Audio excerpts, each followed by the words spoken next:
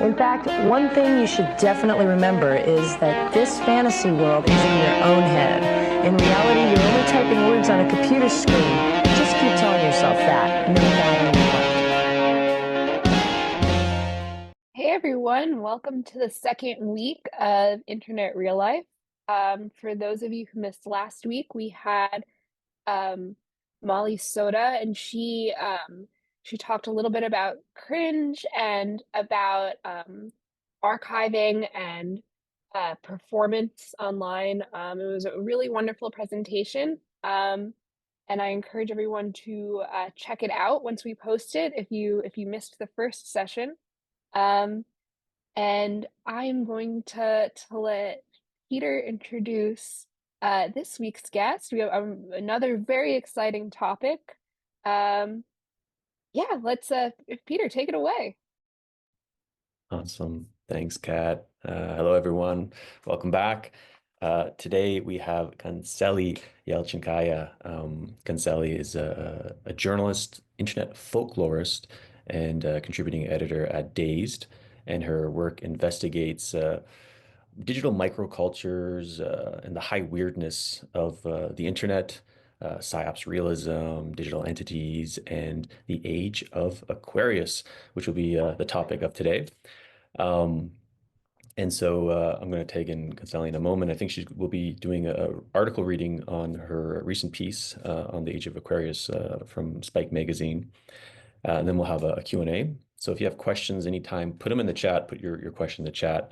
Don't do the hand emoji, and I'll call on you. You can unmute yourself, ask your question to Günseli. And then after the hour mark, we'll be pivoting to the collective inquiry portion. So that being said, Günseli, welcome, and I'm taking you in. Hi, thank you for having me and tuning in, everyone. I have to just flag in advance. I am a bit sick right now, so if I sound out of breath while reading this, that is why. But yeah, as Peter mentioned, I'm going to, I guess, start off the session, reading this piece that I wrote for Spike Magazine called "The Internet Enters Its Age of Aquarius," and I guess this following conversation will kind of be unpacking all those different strands. The particular strands, I guess, reality constructs has been a kind of ongoing focus of my research. I've recently done a kind of artist research residency into quantum technologies, because I guess a part of my practice also looks at kind of the myths embedded within those systems.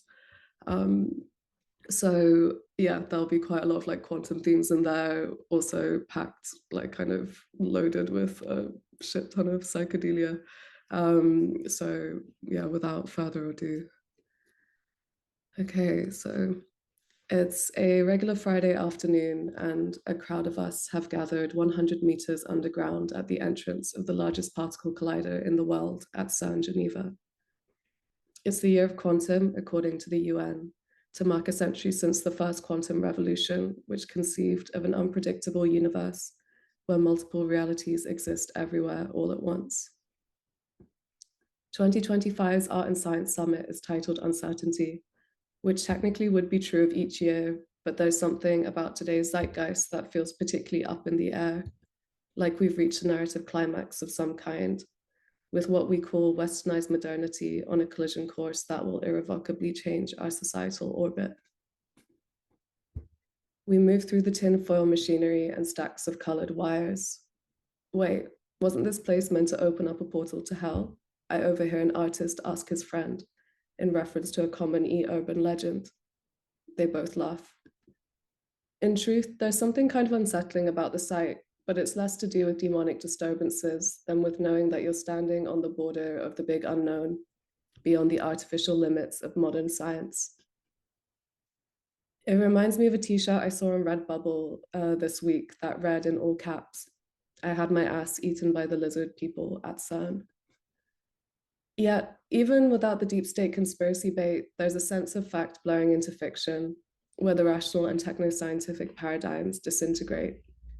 A freaky collision of accelerationism and psychedelic renaissance that, with Pluto entering the constellation last year, I'm calling the internet's age of Aquarius. It's the dawn of a new cosmic age, marked by a cosmic leap in technological advancements, mass unrest, and perhaps human consciousness.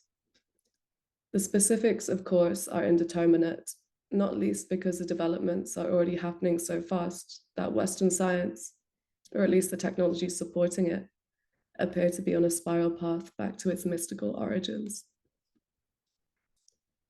Later that day, I open up an Isolari reprint of How to Build a World That Doesn't Fall Apart 2 days later.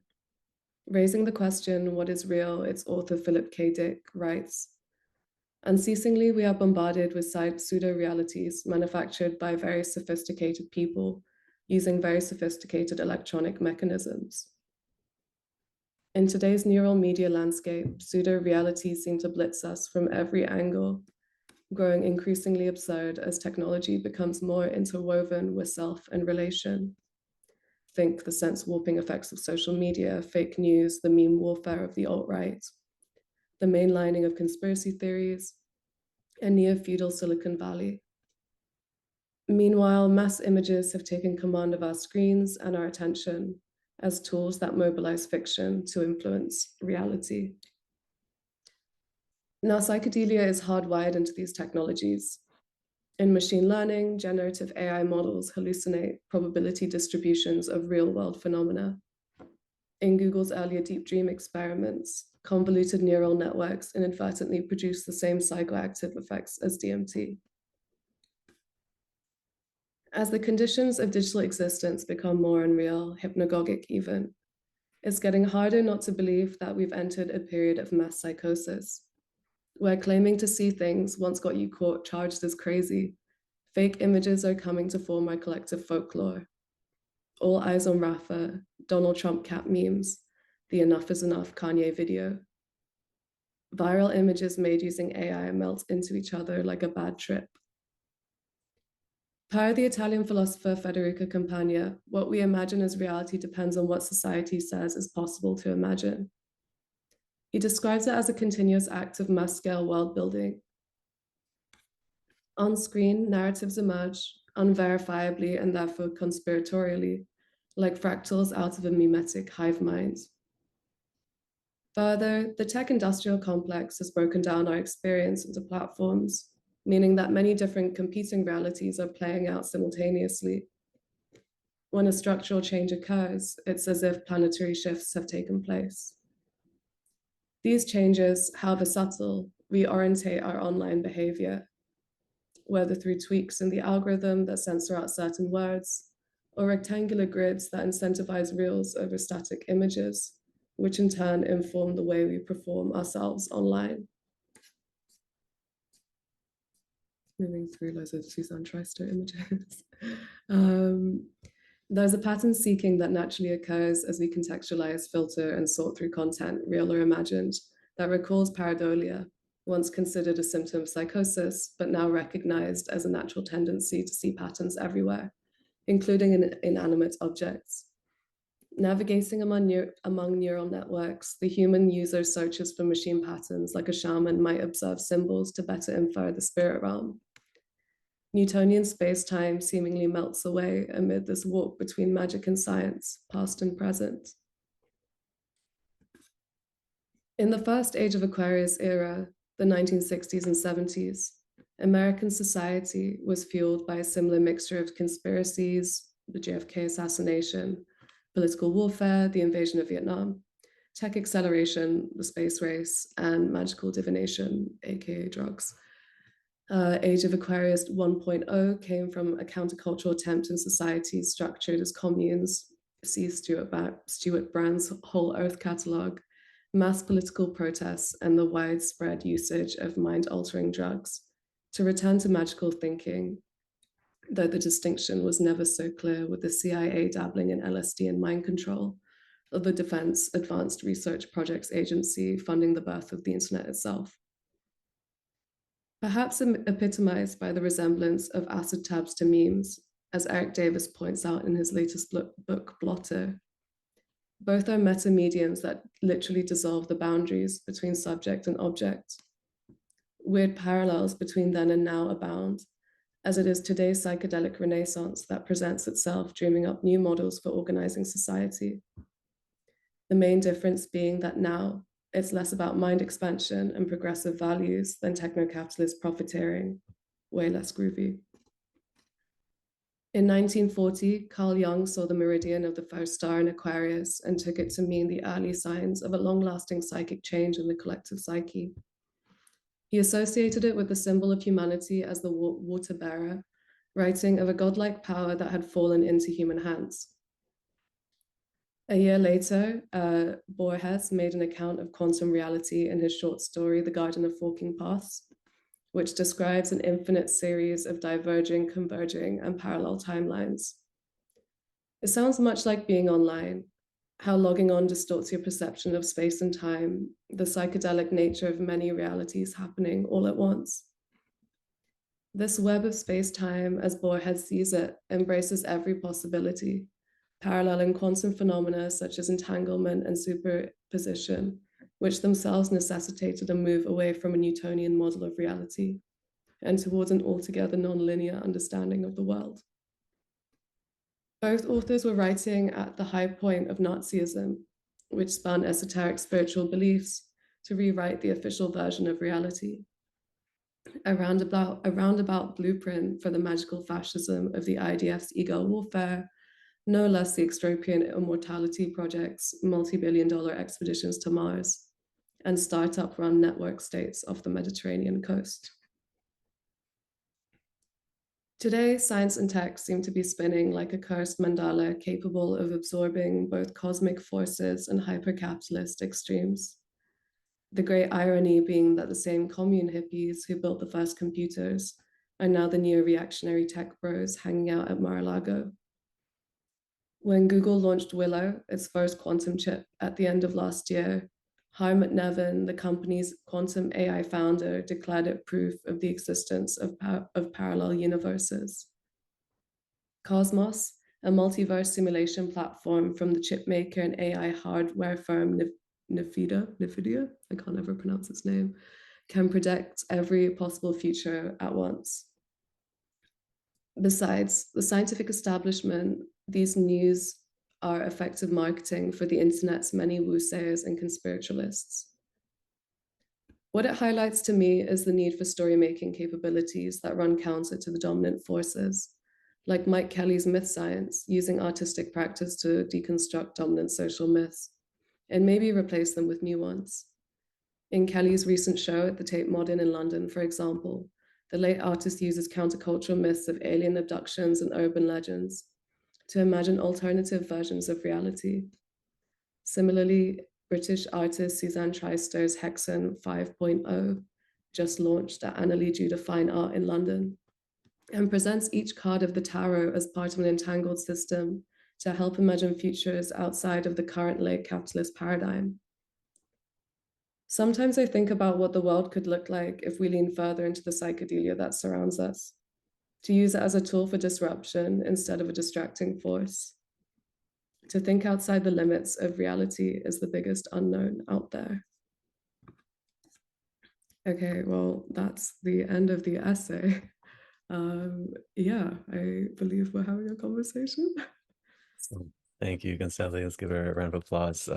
Love the piece, love your writing in general. And so thanks for sharing that and pushing through the voice issues that you're having currently. So if you have any questions in the chat, if you have any questions, pop them in the chat, and Kat and I will Günseli post a few questions of our own. So my first question is about the last paragraph and kind of that crux, disruption versus distraction. And to kind of summarize, or what I took from the piece, it's like there's like this age of Aquarius. There's all these like reality tunnels now, to use Timothy Leary and Robert Anton Wilson's terminology, that are different than the current paradigm, the neoliberal modernity paradigm. But it's like, are these like these multitude of different reality tunnels, are they going to be disruptive to the dominant paradigm, or are they just going to be this like stupefying spectacle distraction? And so what would make the difference between the disruption and distraction, in your opinion? What would make a difference? I mean, I feel like there's also a lot of ways to answer that question. I mean, I think if we're going by like the rules of the algorithm, and unfortunately the systems that kind of power those algorithms are gonna force and kind of peddle their own incentives, which we're already seeing through all like the techno-feudal discourse and um, like I guess like K.L. McDowell had coined neural media, which is further going to kind of force us to see ourselves like through the kind of language of these like artificially powered systems. I don't know if anyone's seen the new Black Mirror. I like really didn't like that. It was like the first episode was horrible, but I feel like that's a really good example of a kind of bastardized, dramatized version of that. But yeah, I guess on the other hand, I mean, like the dark forest as like the reason we're here is a good kind of alternative to that. Also, kind of devirtualizing ourselves and having conversations that run outside of these systems. That I don't know if that answers your question, but Yeah, it's a good start, and I think that distraction kind of crux could be something we carry on in the collective inquiry. Um, and my other question is based off this book that you recommended to me, Fictioning, by David Burrows and Simon O'Sullivan. And you mentioned Simon, or you linked him in this piece as well. So my understanding of this fictioning thing is that it's like rather than just investigating these existing reality tunnels, we create new ones that unmake the current paradigm. Not only unmake it, but kind of like, create new worlds. Um, and so, just the top of my head, there's some that like, the solar punk scene, like, that might be an example of fictioning. Are there any that you find promising? Because you're at the kind of like, the edge of these microcultures. Is there any of them out there that you think are worth mentioning, or you're hopeful or inspiring to see some in the future? mm, I know, I feel like we all need to kind of draw our own conclusions out of them. This is why I really enjoyed, and I mentioned it right at the end in the final paragraph, Suzanne Treister's Hexen 5.0, which is a follow-on from her 2.0 series, which I think she did in 2009. This is, I guess, the updated version, which was released, I think, a few weeks ago. But I guess the kind of idea behind that artistic project is each card represents a different card in the tarot. I think it actually caused quite a stir in the tarot community because they're like, oh no, like what are you doing to our precious tarot? But actually they are kind of weirdly aligned. But each card represents a different worldview. So I think there's like one which is like AI influencers. There's one which is Web 5.0, which is kind of more of a speculative one. There's spiritual technology. And there's one which is, yeah, I guess like more kind of environmental technology and update on cyberfeminism. And I guess the idea is that you kind of take parts of each card and kind of remix them, and just to kind of not only create discussions, but to, I guess, open up new ways of thinking that, yeah, like kind of run counter to all the shit that is being funneled to us through various online streams. Sorry, what was your question again? Any like Oh examples of yeah, solar later on. punk, anyone you'd like to see? Yeah, I mean, I guess the xenofeminists, I really enjoy their idea of like kind of scrambling temporality. I'm a big fan of kind of non-human narratives. I mean, just from like a really like not particularly useful to this conversation personal thing. I've been a vegan forever, so I've always been a supporter of that kind of perspective. But I think if we can find a way to decenter the human, I'd like K.L. McDowell again to quote them. They're incredible. But I can't remember in which one of their books, but they speak about cybernetic animism, which is a perspective I really enjoy. Like, how can we use this kind of wealth and kind of, I guess, like overwhelm of new technologies to kind of take elements of what that might say in more of a kind of fundamental level, in a more like theoretical level, to reformulate what we can kind of do with all of this stuff. Like there's like too much discourse, there's too many like news headlines, technology updating at such a speed that we can't keep up with it, let alone actually digest it. So like, for instance, this residency I've been doing, it's mainly on quantum technologies. What I found, I guess, more interesting wasn't so much the new technologies that are coming out, because I guess it's still like quite janky, to be honest. I don't know how into quantum anyone is in this chat, but yeah, it's not super impressive, at least like on a kind of mainstream public way so far. Like the computers like make a lot of noise, and they can only be used by people in big scary corporations. But what I found interesting about quantum, and again, like Susan Tristar has a quantum technologies card, but if you go all the way back to the kind of fundamental physics of it all, literally starting from the 1920s, but I guess more so in like the 1960s, 70s, there was a group called the Fundamental Physics Group, and they were kind of using like these scientific things like Bell's theorem, to essentially look at how we can like hack our reality tunnels. And so it's kind of looking at this like atemporal way of understanding the world, where many different realities can be true. And I guess what that could mean, like the fact that, you know, we've modeled our entire society off this like Newtonian understanding, which has scientifically been proven not to be true, yet we still persist with that because of capitalism. And like, you know, I guess to do this, or to kind of reimagine this world, is like a big undertaking on like a kind of collective level, because it would require us to go all the way back to Plato and Aristotle and basically say they were wrong. And I guess Western worlds don't really want to do that for various incentives. We'd have to change it to like, I don't know, like Heraclitus or something. But I guess what the fundamental physics group were doing, and I guess what this kind of fundamental principles suggest, is something more parallel to an Eastern mystic way of thinking. And that is very exciting to me. I hope, like, with this kind of, I guess, like this resurgence of Aquarian ways of thinking, like psychedelic ways of thinking, I'm really hoping that we can, I guess, take these like quote unquote like new age ideas, which weren't called new age back then because they were like actually like rigorous science, but I guess kind of got like diffused into the new ageisms that we now see on TikTok in the form of like quantum oil, or like, I don't know, like yoga mums. And at least in like smaller groups, or like individual, on like an individual level, question these kind of beliefs that, yeah, like the reality tunnels we've not questioned before. Very, very cool. That's my answer. Cool. Kat, you got some questions? Yeah. Have you found that these more like new age ways of thinking have impacted people or internet subcultures in unexpected or more subtle ways than you anticipated? I think the thing that stuck out to me most was, I guess, okay, so when like let's call it Age of Aquarius 1.0, when that was first happening, the stuff was still very like countercultural.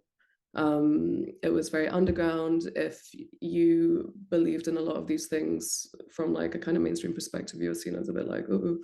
And I guess now it's like everyone's crazy, like everyone's the kind of like, there's the internet meme like of the mass psychosis, but we're all in that kind of Deleuzean schizophrenic state of being, and that's taken for granted. That I guess ties into psyops and psyop realism. One thing I found super interesting actually, and this is really diverting from your question, sorry, but there was like a schizophrenia conference that happened in, I want to say it was like the 1970s, and it literally had like all the G's in it. Like that was like Deleuze, Guattari, I can't, oh my God, yeah, I literally can't remember anyone else, but please look this up. Like There was a book published from, I know exactly what you're talking about. Yeah, Semiotics published a book that they produced some sort of writings from it. And I don't know much about it, but it is like really interesting.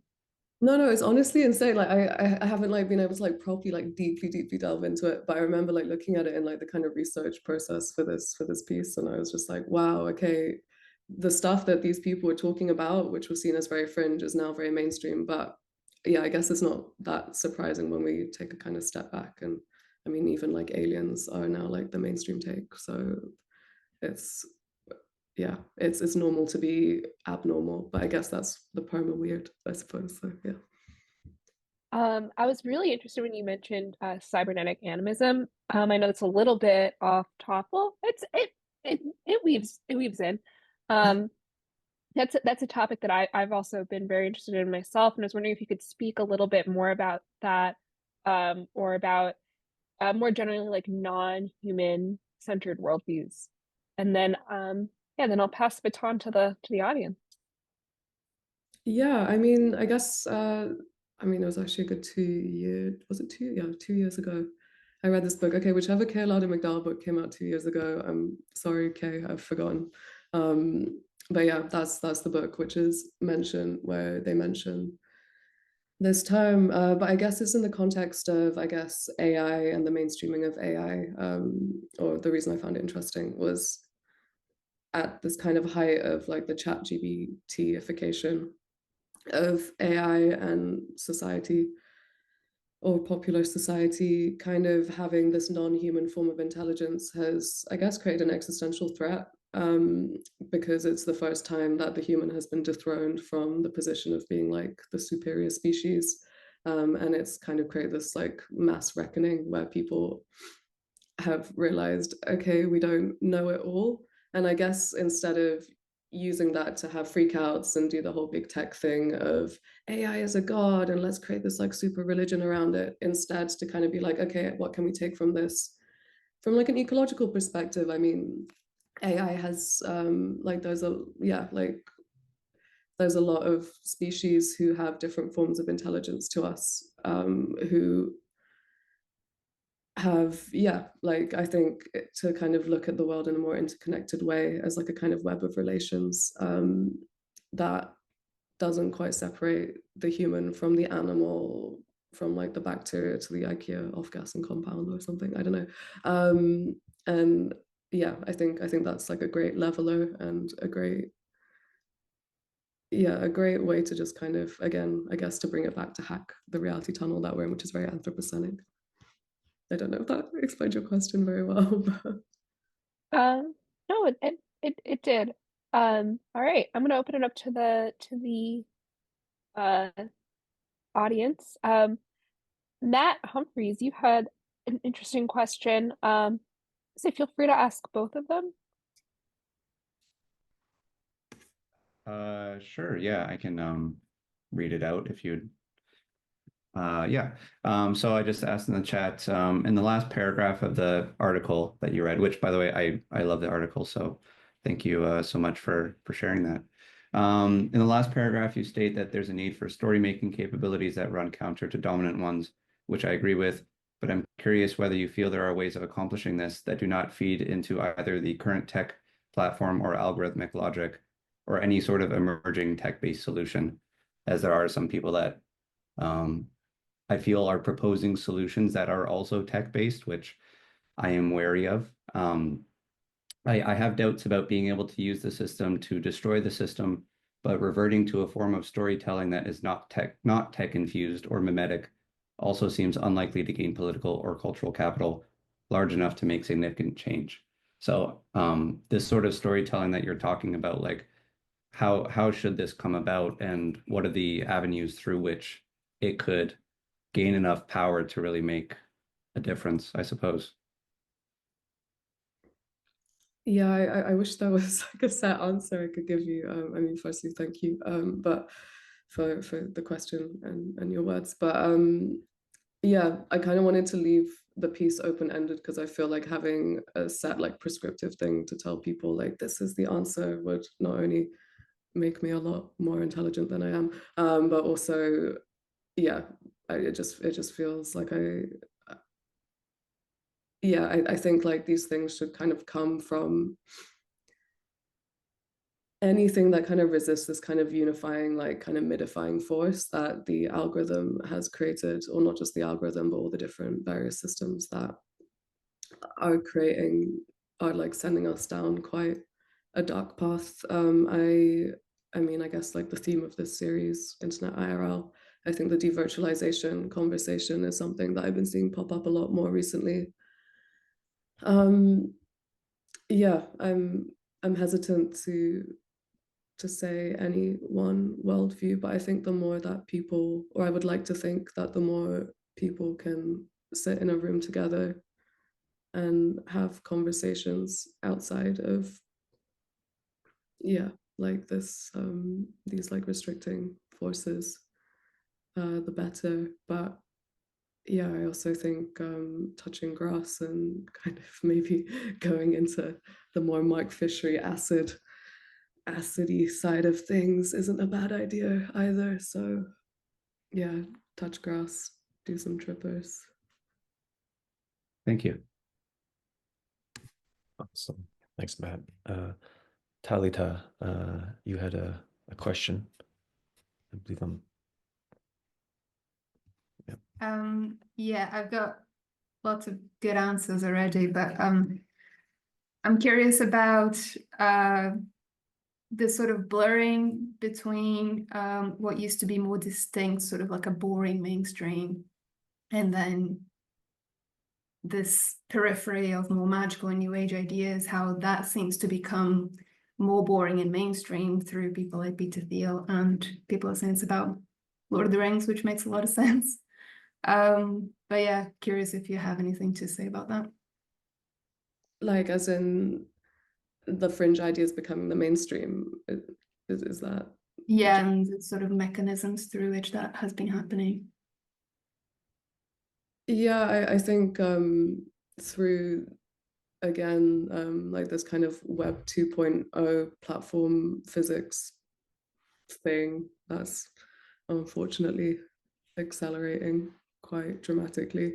I think it's kind of promoting this constant state of confusion and weirdness, like bad weirdness, like weirdness brackets pejorative, that makes it so that, yeah, like we're like the splintering of truth, the like breakdown of consensus reality, like all of these things is feeding into this like huge confusion, which is kind of being very obviously weaponized by people. But then, yeah, like the mainstreamification of all of these weird things, which is definitely a kind of, yeah, like a product of that, is strange to me as well. Like it's, I guess like there's that UFO meme, which is I wanted to believe, but then the government said they were real, is what's like bouncing into my head right now. But yeah, it's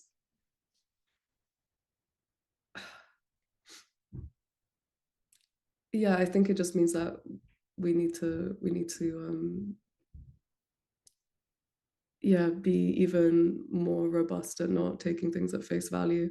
And yeah, but also I'm hurt that the weird has become mainstream and fashy as well.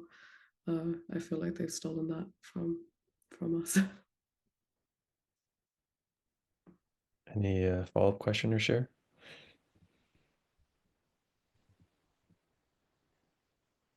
Yeah. Oh, you're in the mute prison. Sorry. No, not really a follow-up question, just yeah, I guess I just don't understand how it happens. Yeah, you know, you say there's been this acceleration, and yeah, no, it's just something that kind of mystifies me. Like how does it happen? You know, how does it start? But I understand it's difficult. No, I get what you're saying. I think I mean, I guess like the top line would be breakdown of consensus reality because of social media and generally the internet, like opening us up to a bunch of different worldviews at the same time as a loss in faith of news outlets, people questioning like science, and the motivations behind, I guess, like big pharma, and all of these kind of coming together in this very strange cocktail, which I guess sees the uptick of conspiracies, especially post 2016.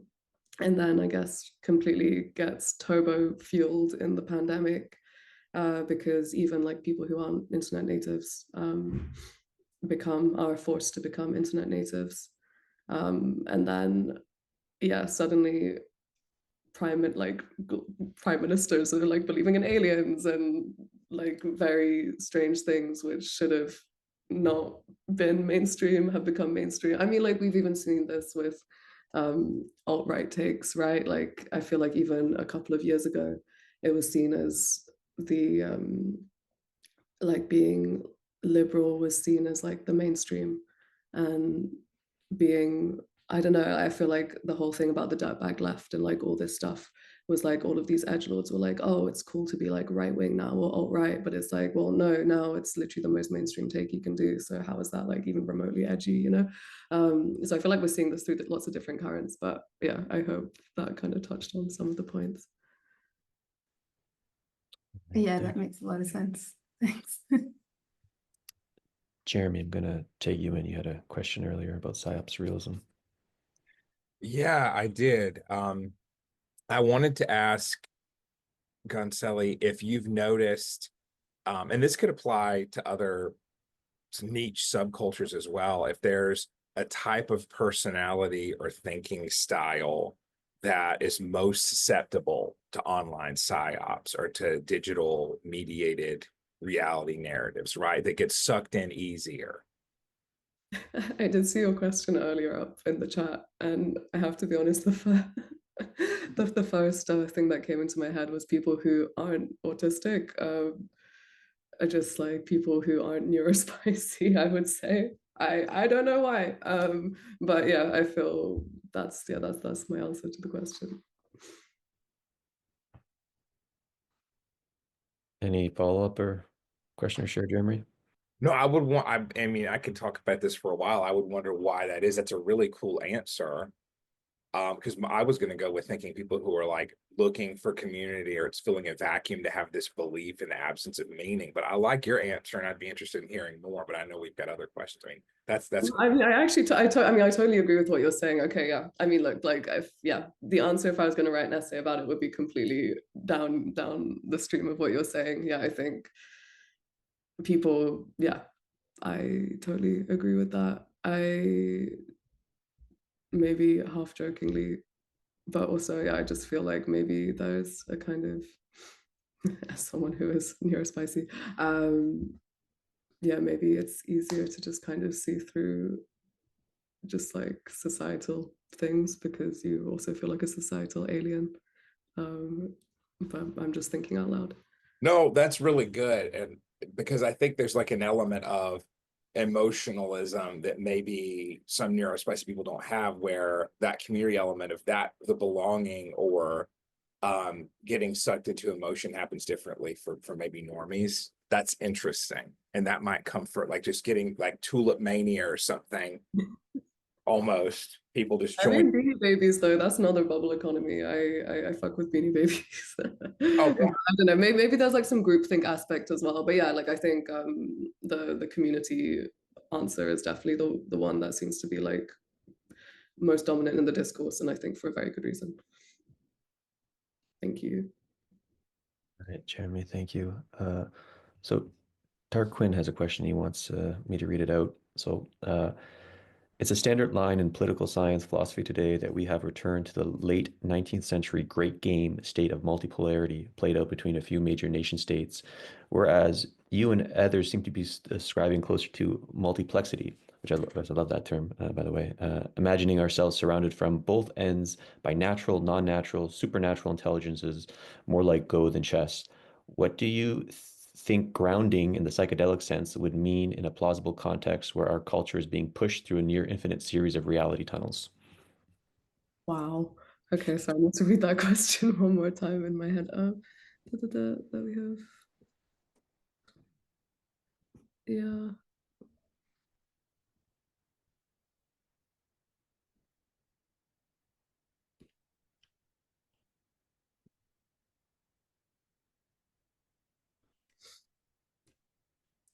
Sorry, I think I might need a bit more. Yes, it's a big one. We Yeah, can yeah. Like, do you have anything particular, like specific in mind, or like maybe just something to go? sorry, Quinn, do you have a could you unmute yourself? I know you wanted someone to read your question. If not, we can probably sense into it in the collective inquiry. Um, Laura, you had a question earlier. Do you It was largely answered. I think it was sort of along the lines of point to some examples that you like that kind of harness the storytelling. But I guess, but the beginning of my question was more like, it's related to the question you just read out loud. Like, there are a huge field of possibilities now. And I was saying that, like, perhaps we feel distracted because in the past we had the skills to quickly parse our media and understand, like, oh, this is a subculture there. I know that. I don't want to do that over here. I like this. Now I see symbols and signs. I don't know what the fuck they mean. And I have to fucking do a Wikipedia deep dive on every image I look at because I don't know if I'm like looking at something that's coded for 11 different like layers of person that I am or am not or was at one point. Anyways, used to be fun to be on the internet is the point. And now I feel like I have to do a graduate level paper on like can I share this image? Am I going to piss someone off? And I just, anyways, I feel like I'm distracted because I have to like so deeply research everything. And the internet was supposed to be Wikipedia. It was supposed to be this font of like precise information. I guess what I'm saying is when science has an instrument that works in one way, they like to point it at everything and make it do good other place. Like, I just feel like AI is like, hey, what if we put everything in Excel? Like, that's what it feels like. I don't know where I'm going with this. But you really pointed to something about distraction versus like destruction paradigm. Like, it's both, but we're also have to build something new. Yeah, I mean, first of all, I love your background. But but no, I mean, I think like what you're saying really echoes a lot of feelings that I mean both myself and my peers have felt in terms of just wanting to log off, quite frankly. And a big part of that is just, I mean, having to, yeah, like the funness. I'm pretty sure that when the internet was birthed in the CERN, yeah, it was the CERN. Like they weren't like, okay, yeah, we're gonna have like AI cats recreating like scenes from, I don't know, like the IDF. Like the whole thing is just like incredibly absurd and depressing. And I I mean, for me personally, I think that was the big shift was after October 7th, where suddenly it was like for me the first time that never on such a mass scale has everyone been so acutely aware of the narratives that are being fed to us like through these like Web2 platform physics situations. And I think that really made the magic wear off for me personally. But then I guess with AI kind of entering its kind of peak mainstream era specifically, and all of that kind of converging all at once, it has, I mean, not only completely degraded the value of an image, like I think I'm so aware that each image is so heavily coded.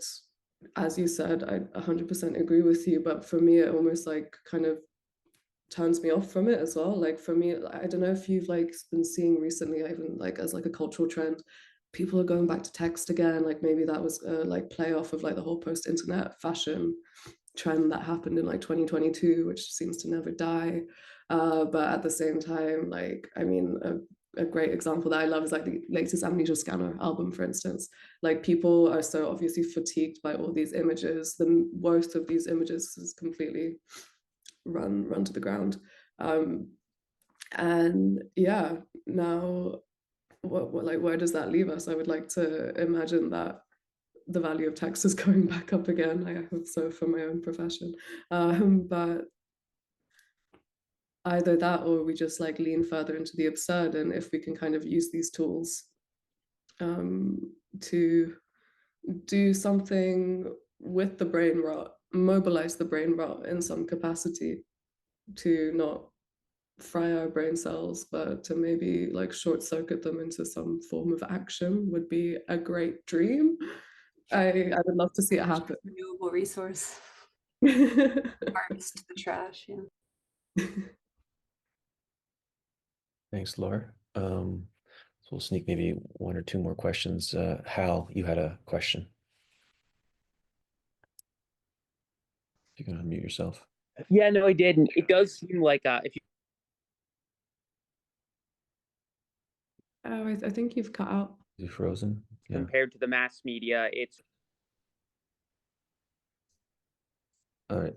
Hal, you're breaking in and out, so I'm gonna. can't hear me. No. If you put your question in the chat or just highlight it again, I can read Can it you hear out. me now? Yes. Yeah, sure. Sorry. Yeah, you're good now.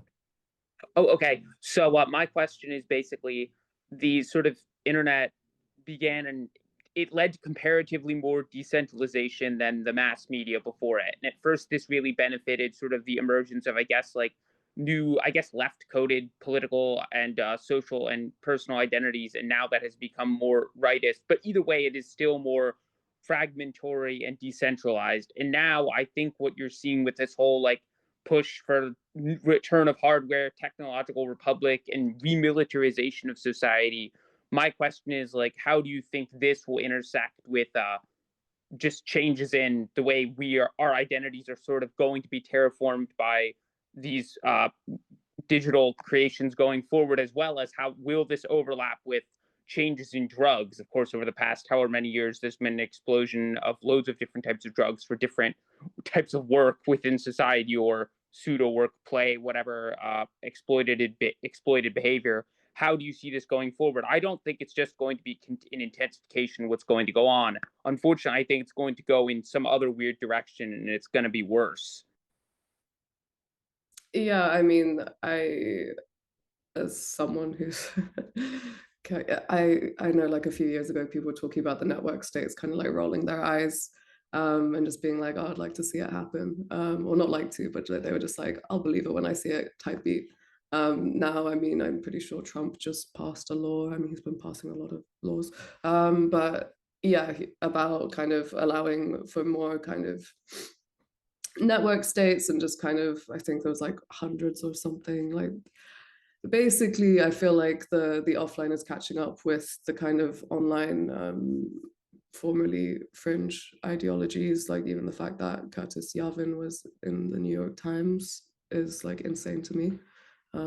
If like any of you are keeping up with all of that crap from like a few years ago. But with the drugs and stuff, like would you mind expanding on what you mean by that? So for sure. What I mean by that is, okay, it's really obvious that a lot of the way that some of the apps were developed, everyone on Silicon Valley. Oh no, you've cut out again, sorry. Yeah, Hal, it's not working. Hold it. I mean, I can riff while you're. Oh. Yeah, feel free to riff. Okay, I'm gonna riff with the impression of the screen freeze. But yeah, I mean, I think in terms of like actual physical drugs, I was kind of thinking like, what's like a psychedelic drug these days? I mean, first of all, like acids, if we're like going back to like OG Age of Aquarius, I just don't think young people have the attention span for acid anymore. That's like a 10-hour commitment, right? And also yeah, we just have too much stuff to do, as is the case with late capitalism. I guess like what was popular and continues to be popular is ketamine, and I found that like a really interesting case study for psychedelics, because instead of like mind expansion. Do you want me to say it again, or do you? Yeah, I mean, I think if the internet's working now, sure. Yeah, I think Oh, we'll. why don't you send in the chat just in case? And then we'll either discuss it during our collective inquiry or depending on, we might be able to ask. Yeah, yeah. Yeah, yeah, ketamine is, yeah, someone saying it's big in Georgia, which I guess like the punishment for being caught, even in Japan, I think. Anyway, but like yeah, with ketamine, for instance, that's something that dissociates you, right? So it used to be, or even like look at the 90s with drugs like MDMA, wait, what do you call it in America? Mandy.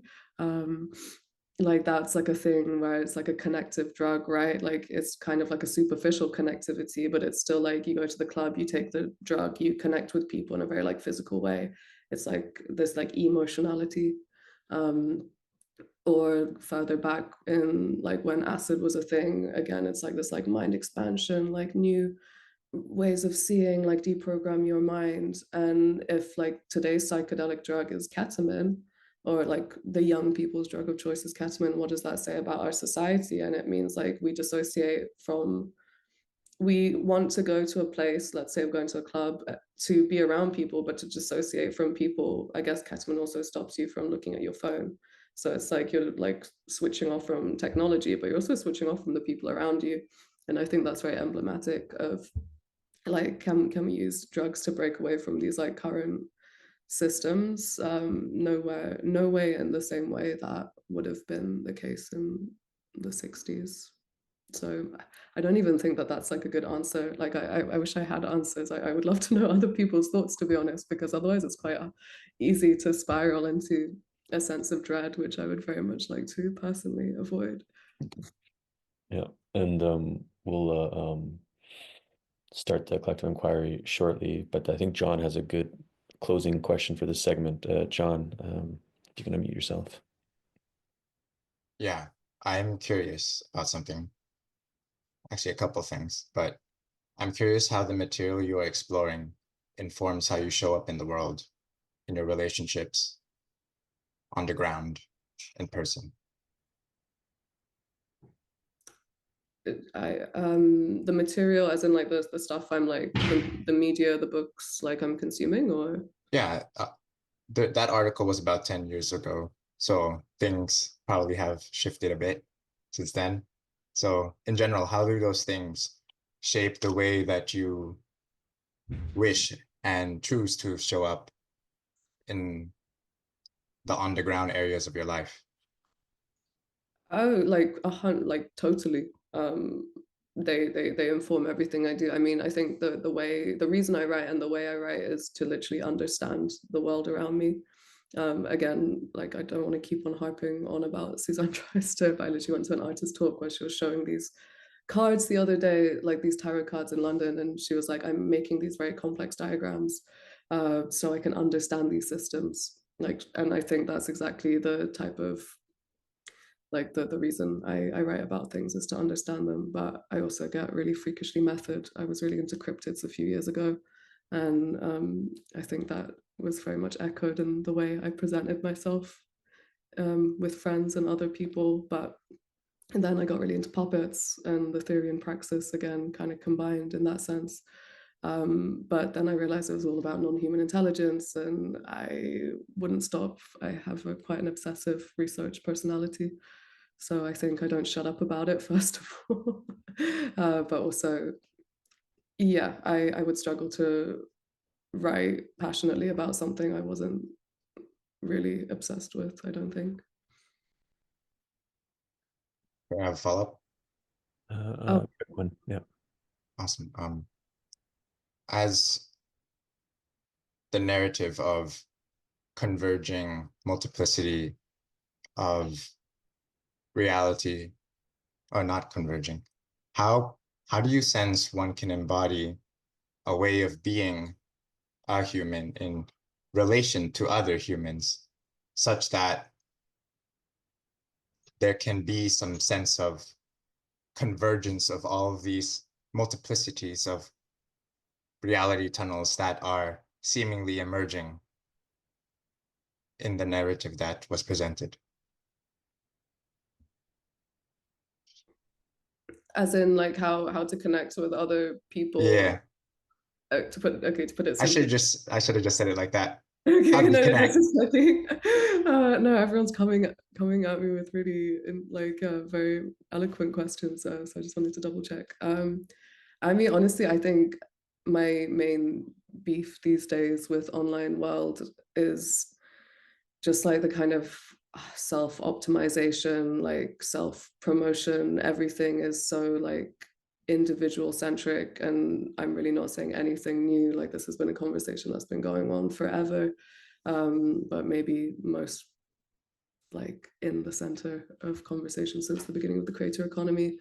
And I just really craving like collective empathy versus hyper selfhood. I also saw someone gave a shout out to Paul Lafferty in the comments. I love Paul as well, he's great. But yeah, no, I hope that answers your question. Awesome. Thanks, John. So we'll gently close this portion of the session. But Günseli, any parting thoughts for us or for those watching the recording? Anything you'd like to plug or anything you'd like to share? I mean, anything I'd like I mean, firstly, thank you everyone for tuning in. It means a lot that all of you would dedicate this portion of your day. I don't know what time zones people are in, so thank you for that, first of all. I guess in terms of things coming up, I'm working on a video essay looking into quantum weirdness which kind of blends in fundamental physics with mysticism, conspiracy theories. I guess it's kind of extension of Age of Aquarius, but it's done from the perspective of a weasel who chewed through some wires at the CERN and caused a power outage, and that led to a true story. And that led to a lot of conspiracy theories that post 2016 we have entered weasel time. But it will be a scientifically robust understanding of that. So yeah, if you're interested, keep an eye out. Weasel time, love it. Thank you, Günseli. So yeah, we're going to do a 5-minute break. The question that's going to be, I'll talk about the invitations for the collective inquiry after the break, but the question you can muse on is regarding the new reality tunnels. Is disruption always good? Is distraction always bad? So that's something you can sense into, and that could be the start of the inquiry, or you can just share whatever comes alive as well. But yeah, let's take a 5-minute break, and then we'll be back on the other side.